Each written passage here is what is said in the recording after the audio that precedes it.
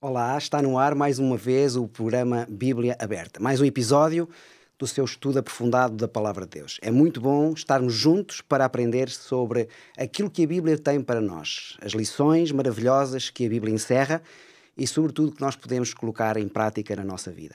Estamos a estudar ao longo desta temporada sobre o Êxodo e hoje vamos falar de um tema muito, muito importante, a aliança no Sinai. Deus quer fazer uma aliança com o seu povo, Deus quer fazer uma aliança connosco e, portanto, hoje vamos falar sobre essa aliança que Deus quer estabelecer com cada um de nós. Já sabe, pode acompanhar-nos através de 3 maneiras. Agradecemos a todos aqueles que estão através da sua televisão, no canal 186 da Mel. Agradecemos também àqueles que nos veem através da YouTube, do Novo Tempo Portugal, ou através da rádio. Se prefere ouvir, pode fazê-lo através da rádio RCS, em 91.2 FM da Grande Lisboa. Obrigado por estar desse lado. Estamos aqui agora para esta aventura, este desafio que Deus nos lança de aprendermos mais sobre a sua palavra. Para nos ajudar a falar sobre a aliança no Sinai, temos novamente os 3 amigos da semana passada, a pastora Hortelinda, o pastor Pedro e a pastora Rita. Bem-vindos aos 3. Obrigada. É um prazer ter-vos connosco, sobretudo porque vamos partilhar aquilo que é o mais importante, que é a palavra de Deus. Vamos começar com a Rita, e eu não quero fazer nenhuma introdução, porque este tema é tão importante e certamente tão rico, que sem delongas vamos ler aqui o versículo que se encontra em Êxodo 19, versos 3 a 6, e depois eu farei então a pergunta à Rita. O capítulo 19 do livro do Êxodo, e eu estou assim um pouco mais lento para que as pessoas lá em casa possam pegar na sua Bíblia, a partir do verso 3 até o verso 6 diz o seguinte: E subiu Moisés a Deus, e o Senhor o chamou do monte, dizendo: Assim falarás à casa de Jacó e anunciarás aos filhos de Israel: Vós tendes visto o que fiz aos egípcios, como vos levei sobre asas de águia e vos trouxe até mim. Agora, pois, se diligentemente ouvides a minha voz e guardares a minha aliança, então sereis a minha propriedade peculiar dentre todos os povos, porque toda a terra é minha. E vós me sereis um reino sacerdotal e um povo santo. Estas são as palavras que falarás aos filhos de Israel. Que promessa maravilhosa, Rita. Privilégios, responsabilidades, nós podemos encontrar neste tesouro particular de Deus através deste texto. Este é um texto rico e bonito, e eu não vou levar muito tempo porque tenho que partilhar o tempo com os companheiros, mas é um texto que tem muito para se dizer. Queria começar por explicar isto do tesouro, não é? Por exemplo, eu estive a fazer uma pesquisa rápida e encontrei que o maior tesouro, ou aquele que é considerado o maior tesouro, é um tesouro que estava num barco espanhol e que se perdeu e que tinha 200 toneladas de pedras preciosas, prata e ouro. E que, em especial o ouro e a prata, eles não estavam em lingotes, como a gente conhece, estavam em quê? Em moedas, e essas moedas tinham um cunho da Casa Real de Espanha. Porquê? Porque elas pertenciam à Casa Real de Espanha. Então, quando a algum momento este tesouro for descoberto, toda a gente vai saber que é este tesouro. Porquê? Porque tem a data, em 1700 qualquer coisa, não é? Daquela época, e o cunho real daquela época, as características daquele cunho real. E porquê é que eu estou a falar isto? Porque nós, sendo o tesouro de Deus, nós também, ao sermos um tesouro e uma propriedade de Deus, como ele nos diz neste texto, nós temos que ter as características e o cunho do nosso Deus. E Deus vai-nos mostrar isto neste versículo. Se nós começarmos a partir do versículo 5, diz aqui: Ora, pois, se diligentemente ouvirdes a minha voz. Ok? Então, aqueles que são o tesouro devem diligentemente ouvir a voz. É diferente, é aquela coisa de que, principalmente os pais com os filhos: estás-me a ouvir? Estou. Não, tu estás a ouvir as palavras, mas não estás a perceber o que eu te estou a dizer, não é? Minha mãe dizia-me isto muitas vezes. Uma coisa é aquele ouvir passivo, outra é a compreensão daquilo que é a mensagem que está a ser dada. Porque quando nós compreendemos uma mensagem, nós reagimos segundo aquela mensagem.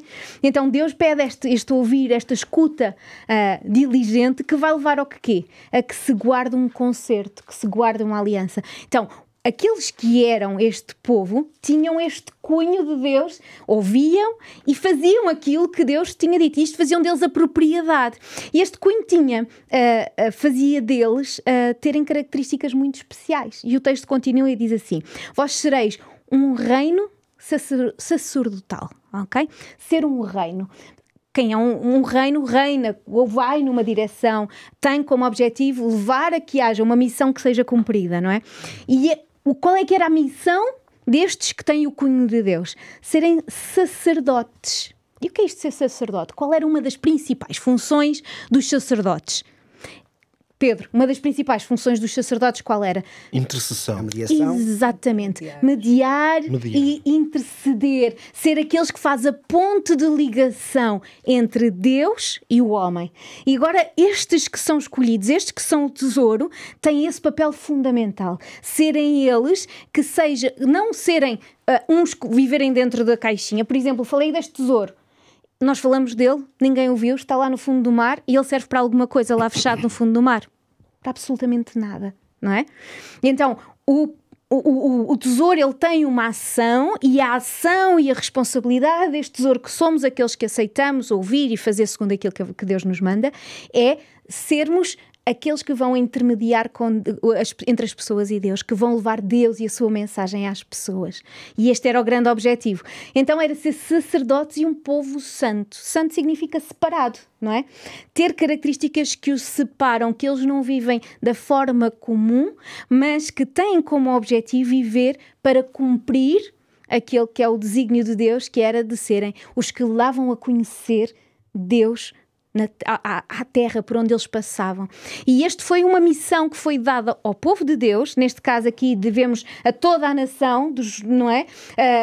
Aos filhos de Jacó, como diz o texto, como o próprio Deus vai indicar, e parece que este vai ser só para aquele povo. Mas é muito interessante, quando nós abrimos a Bíblia em Pedro, quando Pedro está a falar sobre a missão dos cristãos, ele vai nos dizer, na primeira carta de Pedro, no capítulo 1, no versículo 9, o seguinte: vós sois essa geração eleita, sacerdócio real, nação santa, o povo adquirido, para que anuncieis as virtudes daquele que vos chamou das trevas para a maravilhosa luz. Esta missão foi a missão daquele povo que depois da morte e da ressurreição de Cristo passou a ser a missão de todo o cristão. E Pedro quis deixar bem claro qual era a missão. É que se em Moisés ainda mantivemos só os nomes ou os desígnios, não é? Através do sacerdote, Pedro não quis que nos passasse nada ao lado. Ele diz que existe um objetivo. É chamar às virtudes daquele que vos chamou das trevas para a maravilhosa luz. Dar a conhecer quem é este que nos chama das trevas para a maravilhosa luz. Ou seja, ser o tesouro de Deus é, sem dúvida nenhuma, um dos grandes privilégios. Nós vimos e temos visto ao longo de todo este trimensário como Deus protegeu, cuidou, alimentou, deu a sombra de dia e deu o fogo e o calor e a luz de noite, como Ele encaminhou e às vezes até respondeu a caprichos humanos, não é? Constantemente durante todo aquele período. E nós, quando seguimos a Jesus, quando nós aceitamos Jesus na nossa vida, somos privilegiados porque temos o poder, a proteção e o mantenimento da parte de Deus. Deus vai estar lá para nos ajudar na nossa caminhada. Mas Deus não faz isto para que nós vivamos para nós mesmos, para estar centrados em nós mesmos. Ele nos chama, ser cristãos é chamar a termos uma missão. E estar destacados, que a nossa vida toda, e por isso ele chama Nação Santa, não é? Ela tenha como principal, sejamos destacados principalmente para esta missão.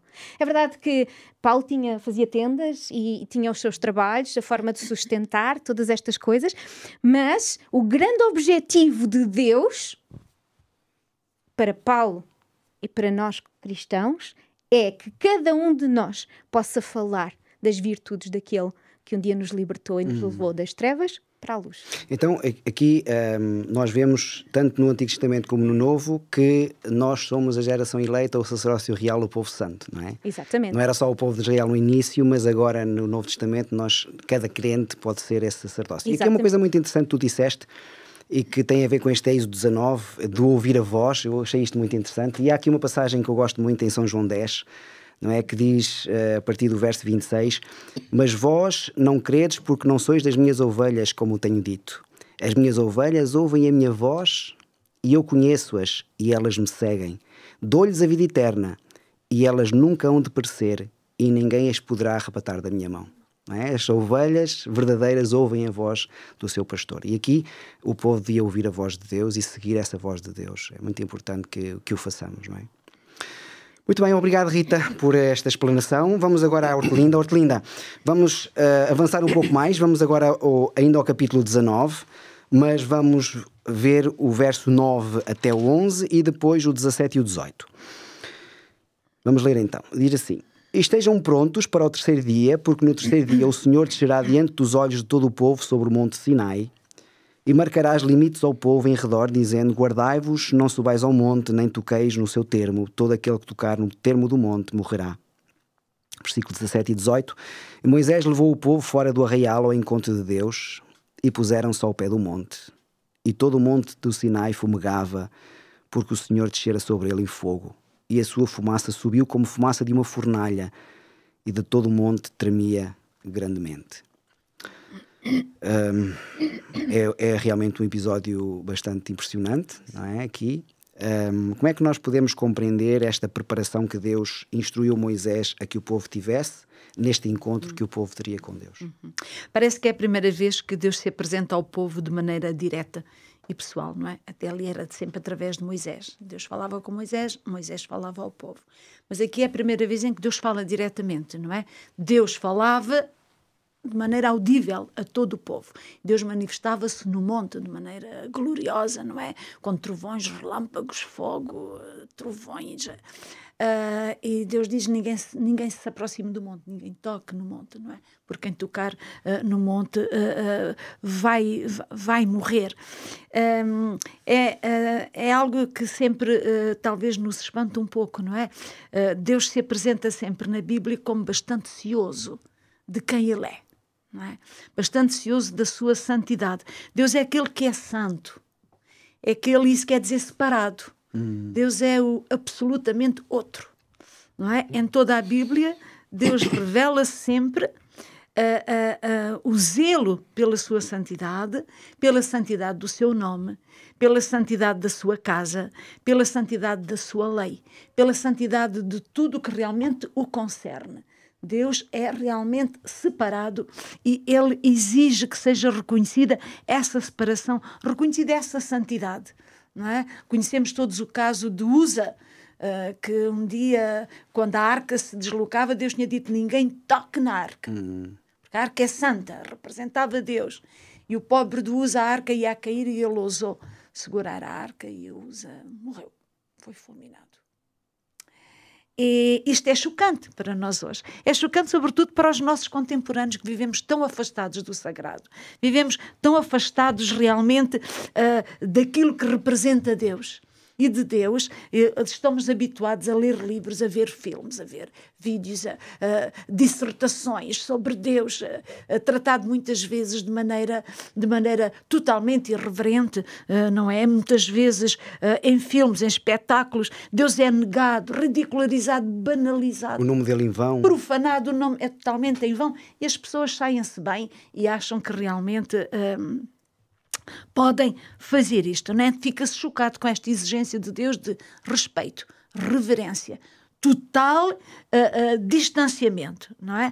Mas nós temos que compreender que, tanto ontem como hoje, Deus não pretende ser o grande camaradão, tu cá, tu lá, palmadinhas nas costas. Deus é Deus. E esse é um facto que realmente é incontornável. Deus é o Criador, o homem é a criatura, e isso implica uma distância intransponível. Ela só é transponível no amor. Em Cristo, Deus pode estar tão próximo, que Jesus diz que Ele habita em nós. Ele e o Pai vêm habitar em nós. Mas essa intimidade não implica de maneira nenhuma a banalização do sagrado. Deus será sempre o Criador, aquele a quem nós devemos respeito e aceitar esse distanciamento, aceitar a nossa posição de criatura. Porque é isso que nos leva à adoração, não é? É aceitar esta distância de natureza, de facto, e também de comportamentos e de posições e de funções. Mas é importante dizer que Deus não exige esta reverência, este temor, porque Ele é o maior, é realmente santo e realmente quer permanecer totalmente à parte, inquestionável. Não, Deus apresenta-se assim, porque é assim. Porque Deus é santo e absolutamente outro e diferente. Mas, sobretudo, porque somos nós humanos que necessitamos de ter esta noção do sagrado. Porque quando nós banalizamos o sagrado, nós limitamos ou tiramos a Deus um dos instrumentos mais importantes que Deus tem para nos tocar, para nos chamar à responsabilidade, para nos abanar, para nos fazer sentir a nossa pequenez e que necessitamos realmente, que nós necessitamos de Deus. Portanto, se Deus o exige, é por nossa causa, é por nós. Não é? Somos nós que precisamos. Por exemplo, nós os pastores somos uma classe de risco a nível da reverência e de reconhecimento desta distância. Porquê? Porque nós trabalhamos com o sagrado. Nós lemos a Bíblia, vivemos à volta da Bíblia, à volta do sagrado, à volta da igreja, tudo aquilo que realmente diz respeito a Deus. E há um grande risco de banalizarmos, porque depois torna-se normal, torna-se corrente. Vem Deus, até podemos às vezes, se calhar, brincar com Deus. Eu lembro-me da minha juventude que alguém me dizia, muitas graças a Deus, poucas graças com Deus. Portanto, necessitamos sempre de... Deus é o ser mais íntimo que temos, que nos ama mais, que está mais perto de nós do que ninguém. Mas Ele é, ao mesmo tempo, o Deus mais longe de nós. Porque Ele é o Criador e nós somos as criaturas. É, portanto, a noção do Deus imanente, que está connosco, e do Deus transcendente, que nos ultrapassa por todos os lados. Aqui o apóstolo Pedro, há pouco a Rita estava a ler este texto, em 1 Pedro 3, não é? Ele diz no versículo 15, antes santificai ao Senhor vosso Deus em vossos corações. Exatamente. Manter essa separação, esse reconhecimento de quem Deus é. Porque é só quando nós reconhecemos quem Deus é, que reconhecemos também quem nós somos.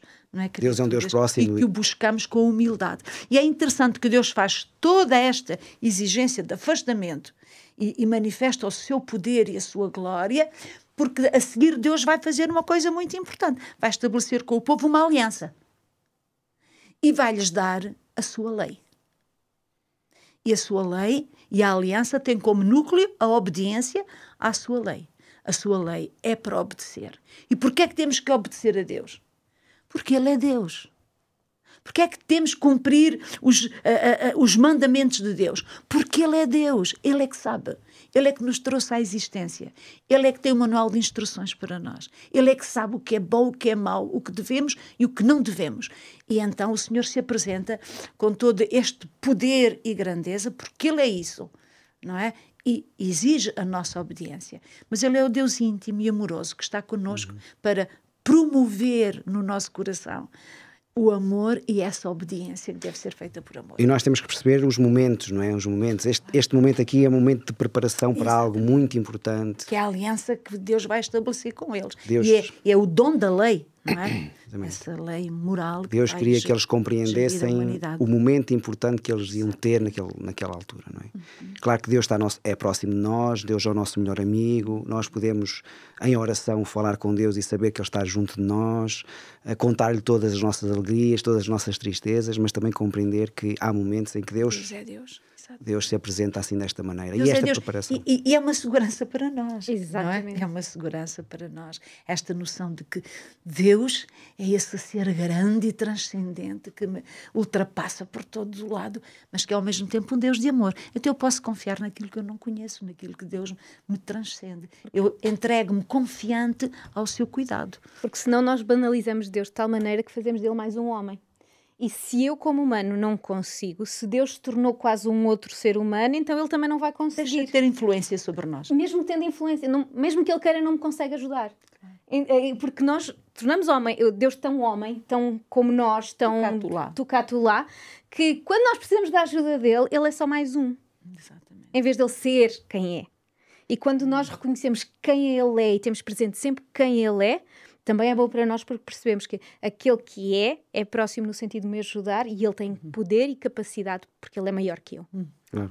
E há momentos, Pedro, agora um pouco para ti, há momentos em que Deus realmente se apresenta desta forma, não é? E aqui é um desses momentos, no Êxodo 19, porque o povo tem que se preparar para algo muito, muito, muito importante. No capítulo 20, Deus vai revelar a sua lei, a lei dos 10 mandamentos. Aliás, nós chamamos a lei moral, não é? A lei que é eterna. Como é que nós podemos compreender a ideia dos 10 mandamentos como uma expressão do caráter de Deus, em primeiro lugar, do amor de Deus, porque no fundo é uma expressão do amor de Deus. E o que é que Deus pretendia afinal com esta aliança? Isso, talvez esta ideia de, antes de entrarmos propriamente ou fazermos uma análise mais detalhada do conteúdo dos 10 mandamentos, é interessante fazer uma espécie de uma meta-análise. É porquê os 10 mandamentos? O que é que Deus pretendia com isto e porquê é que eles são tão relevantes? Há um conjunto de dimensões que me parecem muito relevantes para compreender o plano de Deus através destas palavras, desta estrutura que é moral, que é normativa, porque um mandamento, por definição, é normativo. Diz-te como deve ser o teu comportamento. E há realmente aqui um conjunto de ensinamentos muito grandes. Talvez o primeiro deles, que eu vou aqui citar, seja o facto de que o contexto em que Deus estabelece esta normativa na forma de 10 palavras, 10 ordens, é um contexto de redenção. Retirar os 10 mandamentos fora desse contexto pode, aliás, facilitar uma má utilização, interpretação ou aplicação dos 10 mandamentos. O contexto é graça, se quisermos uma linguagem, um termo cristão clássico, bem conhecido. O contexto é graça. A libertação, não é? Diz lá, logo no versículo 1 e 2, não é? Isso, eu sou o Senhor teu Deus que te tirei da terra do Egito, da casa da tua servidão. É a seguir a isto que vêm os 10 mandamentos. Por isso é que podemos dizer que há um contexto, mesmo que este versículo concretamente não estivesse lá, o contexto é dado pela narrativa, a história que está a acontecer. Este povo está num processo de redenção. Porque foram retirados do horror da escravatura, daquele lugar que representava essa sombra de escravatura, mas no fundo da incapacidade de se autodeterminar, de ser livre, que era o Egito, e por isso é nesse contexto de um Deus que aparece, que se revela com autoridade para dominar o poder inimigo e opressor, o faraó. Isto, agora estou a fazer aqui um contexto porque isto é tudo o que nós já vimos, nós já vamos em várias semanas deste estudo, e quando nós chegamos a este momento em que Deus se manifesta de uma forma com enorme autoridade, com um grande poder, e vai criar este processo normativo moral, nós percebemos isto tudo vem nesta sequência. Deus mostrou-se com enorme autoridade para libertar. Deus ouviu o clamor do seu povo. Aliás, é assim que começa a história do Êxodo. Deus ouviu, Deus ficou sensível a esse clamor. Deus vai conduzir este povo através das muitas dificuldades e peripécias e desafios que aparecem pelo caminho, que na verdade vão ser oportunidades de Deus manifestar o seu poder. Então nós podemos dizer que Deus apresenta-se como Redentor. Por isso, quando Deus vem agora e diz: eu tenho algo que vocês precisam de ouvir, de viver e obedecer, nós percebemos claramente que o contexto em que esta normativa é dada já por si indica que a lei nunca seria um fardo. A lei seria um instrumento de liberdade. Porque tudo o que Deus estava a fazer por este povo e neste contexto era um processo de libertação. Logo, Deus não ia fazer uma exceção e dizer assim: agora vou fazer aqui uma coisa para vos amarrar e vos prender, que vocês vão ficar aqui que nunca mais daqui saem. Não. É um dos maiores instrumentos de liberdade que Deus estabeleceu. Porque os seres humanos estão fartos de provar, desde que há história, que há registro dessa história, mas também aqui mesmo na história de Israel, está mais do que evidenciado que nós à solta somos um perigo. Não há outra forma de dizer para isto. Para nós mesmos. Somos um perigo para nós mesmos. Nós matamos-nos uns aos outros, nós matamos-nos a nós próprios, nós destruímos até as condições necessárias para vivermos bem. Esta é que é a realidade. O mundo muitas vezes tem condições para vivermos bem e nós destruímos essas condições. Portanto, o potencial de autodestruição do ser humano é assinalável.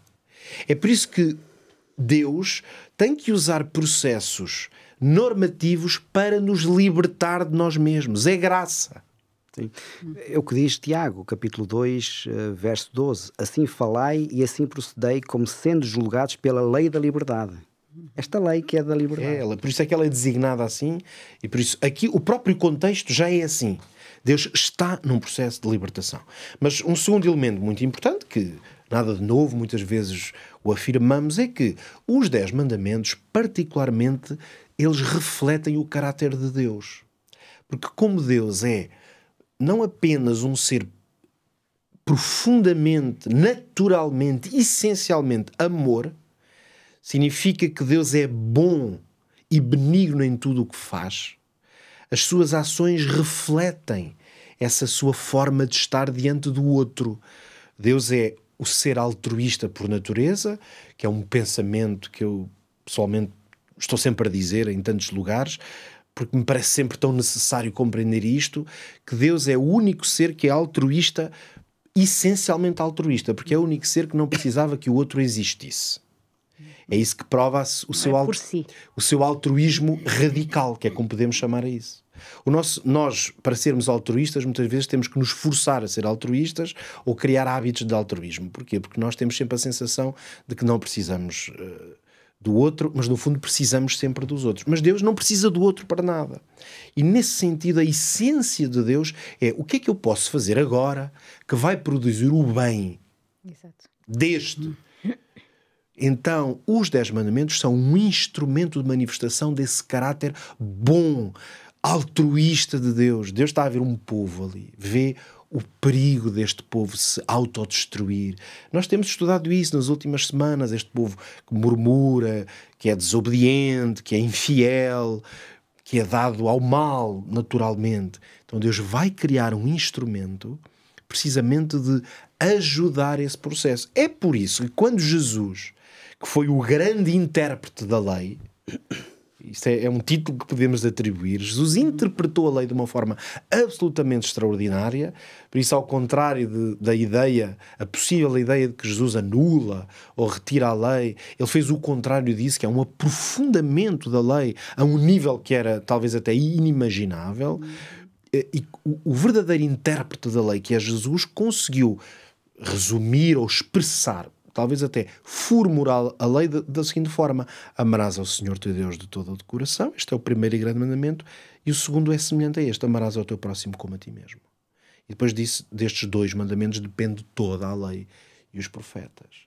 O que é a revelação de que tudo o que Deus deu ao seu povo, mesmo na forma de uma estrutura legal, onde se inclui os 10 mandamentos, mas até a lei de Moisés, que essa é mesmo um código praticamente civil. O que nós percebemos é isto. O resumo disso é: Deus ama tanto e quer proteger tanto as pessoas que tem que lhes dar essa forma, não é, de viver e de estar.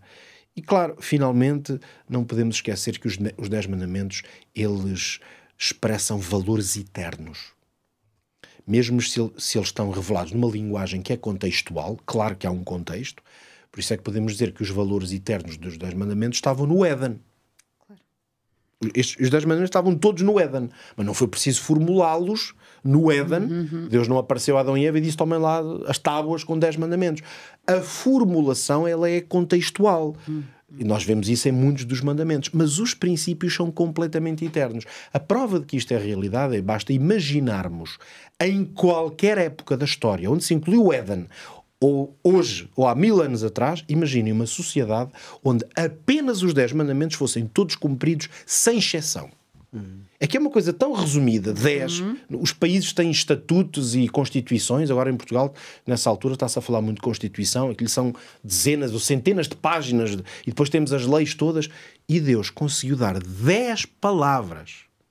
E agora vocês imaginem uma sociedade, eu já fiz este exercício, até porque ele é relativamente comum, em que, de facto, isto fosse praticado. Ninguém mata ninguém, ninguém rouba a ninguém, ninguém cobiça nada do que é do outro. Nem mente sobre ninguém. Ninguém mente sobre nada. E nós vamos ver que em 10 palavras já tínhamos uma sociedade perfeita. Então há uma sabedoria brutal de Deus em ter conseguido resumir numa formulação que funciona, porque lá está, num lugar onde não há morte, não é preciso dizer não matarás, mas num lugar onde as pessoas se matam umas às outras, é preciso dizer não matarás. E não matarás evita milhões de problemas. E é olhando só para a segunda tábua da lei, porque a primeira diz uma sociedade em que Deus seja prioritário e esteja em primeiro lugar. Ora, aí está. Essa sociedade em que o nome de Deus não é tomado em vão, em que eu não me ponho a adorar coisas e pessoas à minha volta, em que eu reconheço essa santidade e essa presença de Deus. Uma sociedade que viva isto factualmente é uma sociedade perfeita. 10 mandamentos chegam para organizar uma sociedade totalmente livre. Se nós não precisamos disto, então não sei do que é que nós precisamos. Exatamente. Sim. Fantástico. E isso só mostra que a lei de Deus continua em vigor hoje como era quando Deus a deu no Monte Sinai, não é? Esta forma de ver a Deus acima de todas as coisas, em que os 4 primeiros mandamentos dizem respeito ao Senhor e os outros 6 dizem respeito ao próximo, se nós os cumprirmos hoje, a nossa vida espiritual seria melhor e todos aqueles que estão ao nosso redor também seriam muito mais felizes, não é? E portanto aqui o Senhor pede-nos que realmente nós consigamos colocar isto em prática, porque não é só por estar na Bíblia, nós devemos viver isto na nossa vida prática, não é?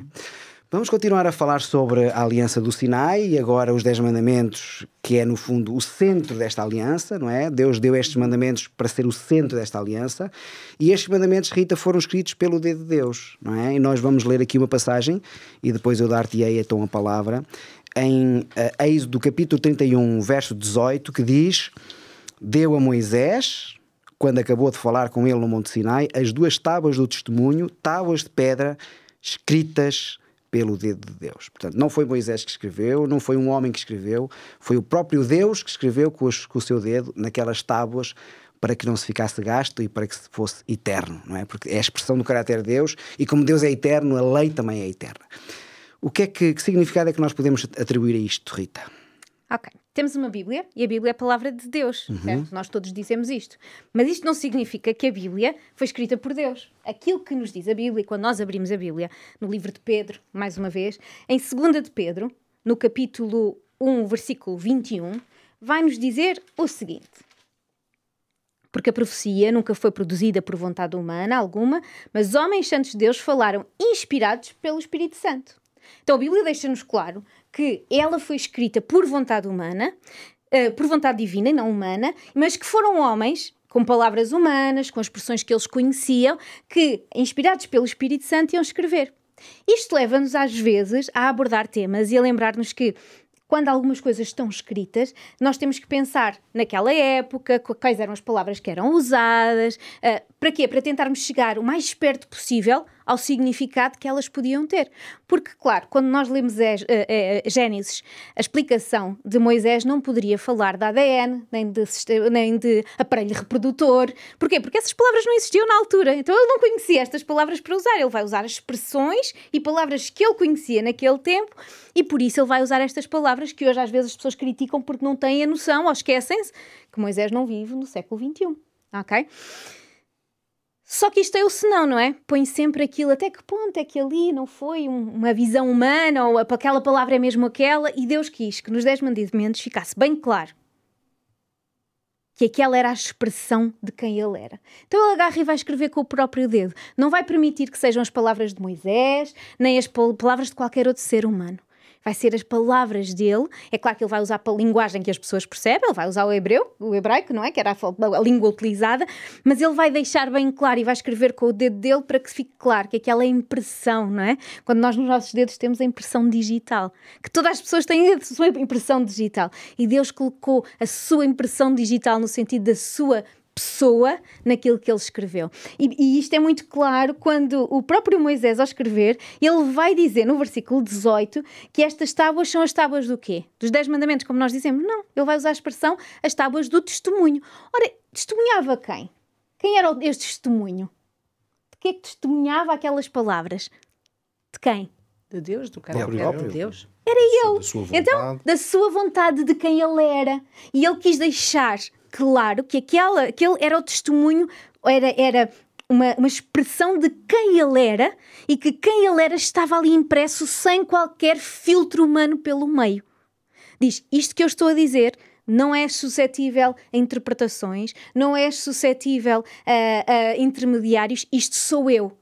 E sou eu e o que eu acho que é o melhor, e que eu sei que é o melhor para cada ser humano. E ele não vai escrever em folhas de papel, não vai escrever em madeira, que pode queimar, ele vai escrever em pedra.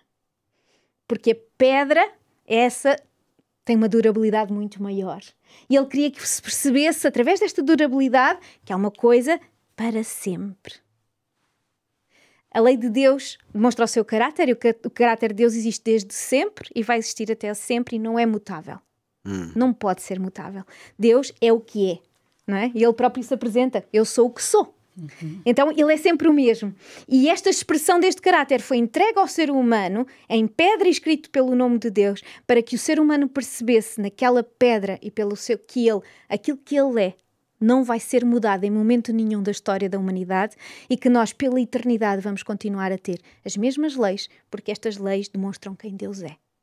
Daí a importância de ter sido escrito pelo dedo de Deus, ter escrito ser escrito em pedra, para que seja compreensível que é o testemunho do caráter dele e que ela tem uma dimensão para sempre. É eterno, não é? É eterno. Eterno como eterno é Deus. Muito bem, estes 10 mandamentos, que nós podíamos lê-los a partir do verso 1 do capítulo 20 até o verso 17, não vamos ler porque realmente é um texto muito extenso, mas temos aqui vários princípios que Deus deu para a regência do povo, para que o povo pudesse viver mais feliz. No fundo é a lei de liberdade, porque é uma lei que liberta, não é uma lei que escraviza, não é? Escravos estavam eles no Egito. Esta é uma lei que corresponde à impressão de Deus de que estás liberto, e agora esta lei te vai ajudar a seres livre. A continuar livre. A liberdade. Exatamente.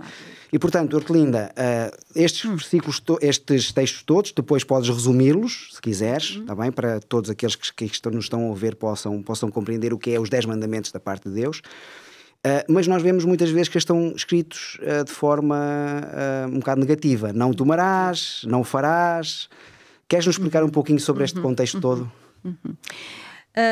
Gostei muito do que os nossos colegas de Platão disseram sobre a lei. Realmente Deus é um grande pedagogo. E realmente o que Deus faz é para educar esta humanidade perdida, a ver se consegue levá-la de novo, de regresso ao Éden, não é? E Deus investiu tudo.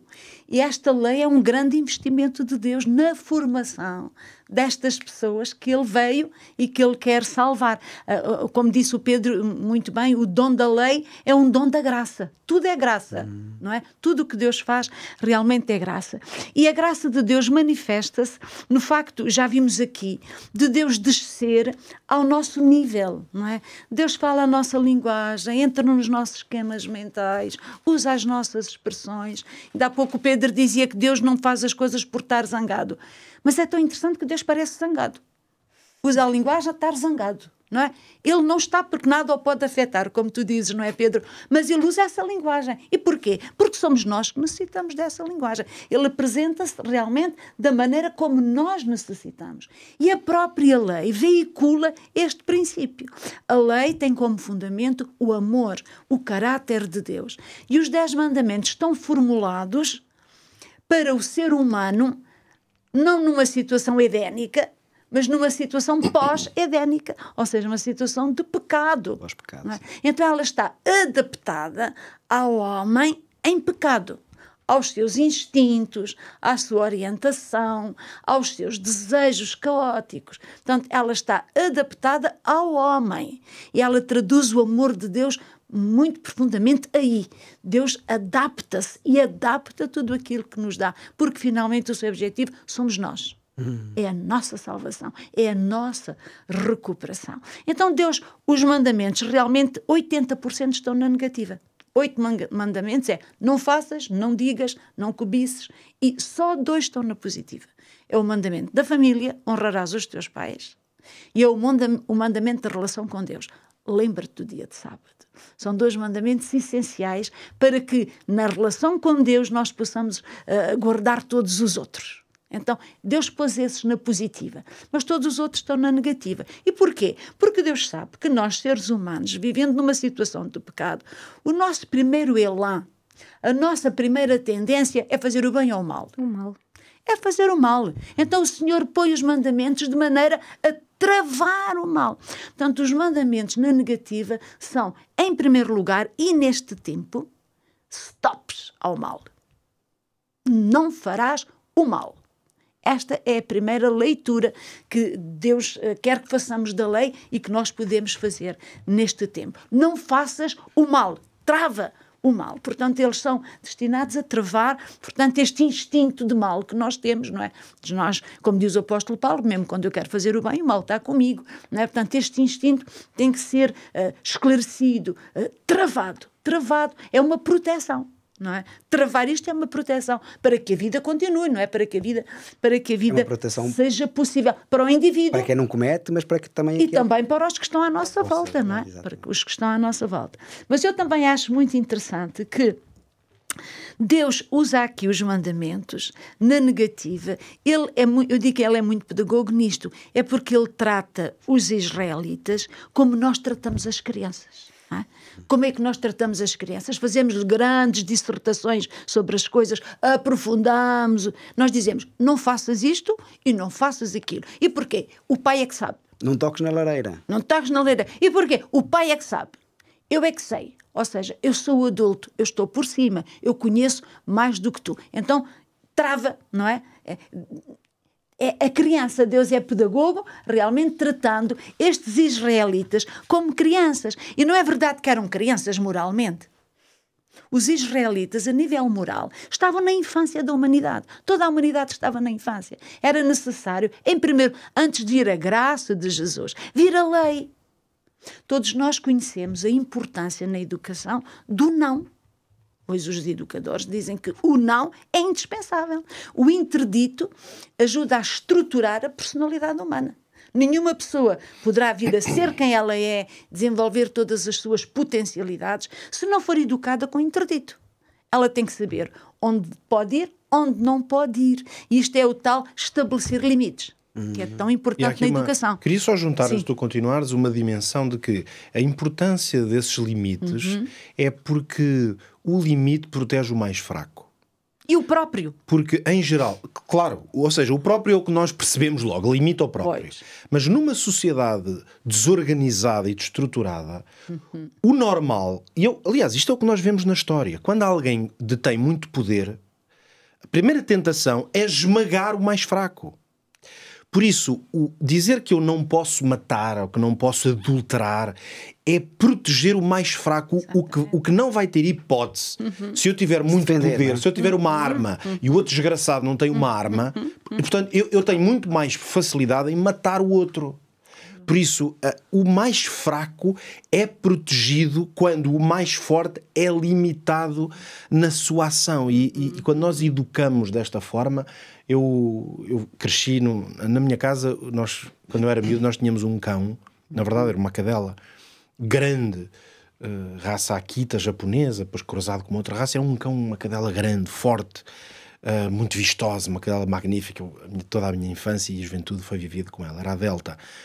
E a Delta era uma cadela que obedecia cegamente ao meu pai. Sempre identificou o meu pai como o dono. E a Delta, embora fosse muito obediente, tinha certos instintos realmente entre a brincadeira e o ataque. Ele tinha uma certa tendência para atacar animais mais pequenos. Às vezes na nossa quintazinha chegou a matar coelhos e outros animais que entravam. Um dia nós estávamos vivíamos no campo, na porta de casa, e durante um instante o meu pai não estava e ela viu um rebanho, que eram umas cabras, umas ovelhas que havia por ali, e ela não sabe, talvez não fosse fazer mal, mas ela saiu com um instinto brutal a correr a toda a velocidade em direção àqueles animais. E eu dei um berro pelo meu pai, e o meu pai, aquilo em segundos, o meu pai, quando viu ela estava quase a chegar, parecia que ia atacar um daqueles animais, e o meu pai ao longe deu um berro forte, e aquilo parecia quase dos desenhos animados. Assim que o meu pai daquele berro a dizer não, ela meteu os pés, literalmente parece que meteu os travões e até foi pelo caminho a travar, claro, e voltou para trás.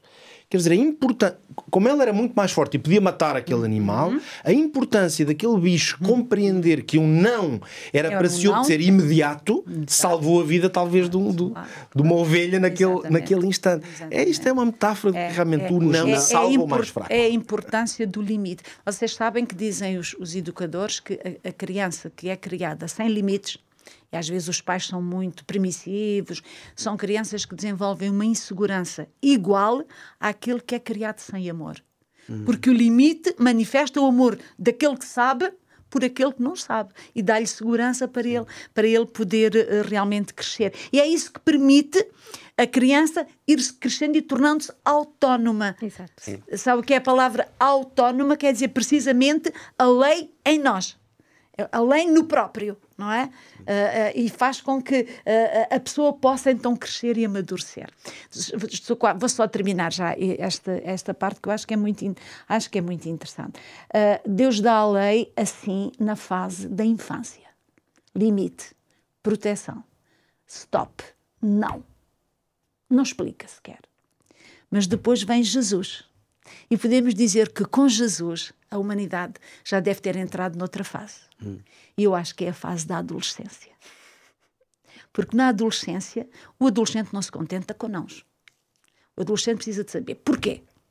E vai analisar, e vai pesquisar, e busca sentidos, e busca conteúdos, e quer saber, vai mais longe. O adolescente é aquele que deixa as coisas da infância, pega nelas, no essencial, e avança num caminho de maturidade, de compreensão, de adesão interior aos princípios que até ali ele integrou quase sem dar por isso. Acho muito interessante porque Jesus... é interessante, Jesus não dá exemplos para as crianças. O primeiro exemplo que temos da vida de Jesus é Jesus na adolescência. Perguntando, questionando, afirmando, querendo saber, querendo compreender. Então, com Jesus a lei passa a ser formulada não. Ela vai permanecer lá. Porque nós então, todos passamos por fases primárias em que vamos necessitar dela. Mas há o desafio, o convite que Jesus nos faz a pensar e a ir mais longe e a buscar o essencial da lei, como o Pedro disse há pouco, não é? E o essencial da lei é o amor, que é formulado assim negativamente numa fase primária da humanidade, é formulada já de outra maneira com Jesus, não é? Jesus vai nos levar ao amor. Não basta não fazeres o mal. Tens que fazer o bem. O mandamento não é só um stop ao mal, é um sinal verde ao bem. Faz o bem, ama até os teus inimigos. Até os teus inimigos. Eu acho muito bonita esta adaptação da revelação de Deus ao desenvolvimento da humanidade. Só que eu pergunto em que fase estamos nós agora. Não é? Como é que nós vivemos cada um pode questionar-se a si mesmo. Esta lei? Hoje cada um pode questionar-se a si mesmo. Vivo a lei como criança, preciso de limites e nãos e pronto. Vivo a lei como adolescente que questiona e que realmente busca sentidos. Ou já vivo a lei como uma forma de vida integrada em mim e que eu pratico porque ela está em mim, pela presença do Espírito Santo. Sim. Falavas aí na questão da positivo, não é? Jesus vai dizer em Mateus 7,12, que é um texto emblemático, que diz: tudo o que vós quereis que os homens vos façam, fazei-lo também vós, porque esta é a lei e os profetas. Exatamente, a dinâmica de Jesus é: agora já tiveste os nãos, agora passa para os sims. Agora pratica. Agora pratica. Não é? Vive, não é? Porque a lei é para isso, a lei é para viver. Falo voluntariamente. E aqui, Pedro, vamos falar um pouquinho sobre esta questão da vivência da lei. Vamos fazer aqui uma pergunta que é muito interessante. Temos aqui não muito tempo, mas espero que ainda tenhamos tempo suficiente para falar sobre esta questão que é muito importante. Eu vou abrir a Bíblia em Tiago, capítulo 1, verso 23 a 25. Eu vou ler este texto para dar então esta pergunta final, que eu acho que é talvez a mais importante de todas. Porque se alguém é ouvinte da palavra e não cumpridor, é semelhante ao homem que contempla o espelho no rosto, do seu rosto natural, porque se contempla a si mesmo e vai-se e logo se esquece de como era. Aquele, porém, que atenta bem para a lei perfeita da liberdade e nisto persevera, não sendo ouvinte esquecido, mas fazedor da obra, esse tal será bem-aventurado no seu feito. Aqui o apóstolo Tiago é muito claro, não é? Ele é um claro praticante da lei. Aliás, ele próprio ele diz que a fé sem as obras é morta, não é? Há muita gente que discute ao longo de épocas e de séculos o papel da lei na vida do crente, não é? Há muita gente que se questiona: somos salvos por cumprir os 10 mandamentos? É justo dizer que ainda estão válidos os princípios para nós? Precisamos nós hoje vivê-los na nossa vida pessoal? Pedro, tens 5 minutos para nos explicar isto. Eu vou talvez até uma questão de tempo, e às vezes também é preciso uma certa frontalidade. Eu vou usar de uma certa frontalidade um pouco acima da média do que eu próprio costumo fazer, por achar que isso é o mais relevante, talvez até para muitos espectadores e ouvintes que estão connosco. Se formos honestos, teremos que reconhecer que este velho debate sobre o papel da lei, ela parece só fazer sentido para um conjunto assinalável de cristãos para 2 mandamentos. Ou seja, ninguém questiona que não matar, não roubar, não adulterar ou não dizer falso testemunho não parece estar em debate para ninguém. Parece que é claro para todos. Não é facultativo. Ninguém ousa dizer que é facultativo, mesmo que façando esta leitura aqui tão madura e profunda, que muitos fazem de que Jesus, claro, veio reformular a lei para uma atitude mais madura. Ninguém vai dizer que essa atitude madura exclui matar, não roubar. Mas é interessante que temos uma grande porção de cristãos que então fazem exceção a 2 mandamentos. Não farás imagens de escultura, não te encurvarás a elas, porque são cristãos que na sua prática curvam-se a imagens, e o dia de sábado como dia do Senhor, dia do descanso. Lembra-te deste dia e nele não farás nenhuma obra. É interessante que, portanto, o sábado tornou-se ele próprio, enquanto mandamento, o centro nevrálgico desse debate sobre se a obediência à lei pode ser uma forma legalista de nos relacionarmos com Deus, como se fosse através da nossa competência e da nossa performance que alguém obtém a salvação. Ora, estamos diante de uma absoluta falsa dicotomia, como de vez em quando aqui trazemos essa ideia, porque a ideia de que alguém é salvo por obedecer, seja a que for, já peca. Nem precisamos olhar para qual é a lei ou qual é a formulação. Porque nós não somos salvos a partir de uma performance. Ora, obedecer é uma performance. Tento obedecer, mas vezes consigo, outras não consigo. Por isso é que o apóstolo Tiago diz claramente que a lei é um espelho. Disse aqui. Ora, um espelho não limpa a cara a ninguém. É só usarmos a metáfora que está cá tudo. Eu, se me vejo ao espelho e vejo que estou sujo, eu posso dizer assim: o espelho foi importantíssimo. Agora eu tenho que ir ao lugar onde é possível limpar-se e renovar-se. Ou à pessoa, mais do que o lugar. Exatamente. Se for na metáfora, é o lugar, é a água, é o sabão. Na salvação, do ponto de vista teológico, é Cristo. É depender dele, é arrepender-se, é dizer: Senhor, tem misericórdia de mim e purifica-me e lava-me e salva-me. Eu não vou à lei dizer assim: por favor, salva-me. Se eu matei alguém, o que eu fiz foi infringir a lei, e a única hipótese de eu ter salvação, diante da lei humana, vou preso. Mas diante de Deus eu posso arrepender-me, e Cristo diz: ok, eu já morri, alguém me matou a mim. E eu posso acreditar isso. Então nós percebemos, se usamos um mandamento tão direto como o não matarás, fica claro que, mas a lei é que me diz: tu não podes matar. Então, se eu for humilde o suficiente para perceber, eu arrependo-me e vou àquele que produz salvação. O meu apelo é que os cristãos em geral que nos estão a ouvir aqui, seja qual for a denominação ou a confissão cristã que têm, utilizem o mesmo princípio para o sábado. Não dizendo, por exemplo, que os adventistas estão, porventura, a proclamar ao mundo que nós temos que guardar o sábado para nos salvar. Não, utilizemos o mesmo princípio que para matar ou roubar. Nós sabemos que não é a lei que me vai perdoar ou que me vai salvar se eu cair nesse erro. Eu arrependo-me e peço a Jesus força e ao Espírito Santo poder para quê? Para ver se eu não volto a fazer. Claro. Ora, isto aplica-se a todos os mandamentos. E assim eu considero que fica resolvida essa questão. Isto serve para os 10 mandamentos, não para 8 ou para 9 deles. Exatamente. O próprio Cristo, amigos, o próprio Cristo disse: se me amardes, guardareis os meus mandamentos. Não é? Aliás, aqui no capítulo 15 de João, no versículo 14 diz: vós sereis meus amigos se fizerdes aquilo que eu vos mando. Então os mandamentos ainda estão em vigor, para mim, para vós. É claro que nós não guardamos os mandamentos para sermos salvos, mas guardamos os mandamentos porque fomos salvos através de Jesus, através da sua graça na cruz do Calvário. Aceitamos essa graça de Jesus, e agora como é que nós devemos viver? Devemos viver fazendo aquilo que Deus nos pede, aquilo que lhe agrada. E como o pastor Pedro dizia, guardando o dia de sábado e todos os outros mandamentos, porque a lei é una, não podemos escolher uns mandamentos para guardar e outros para não guardar. Ou guardamos todos, ou então não guardamos nenhum. E espero que realmente que cada um de nós possa ter no coração o desejo de guardar os mandamentos do Senhor.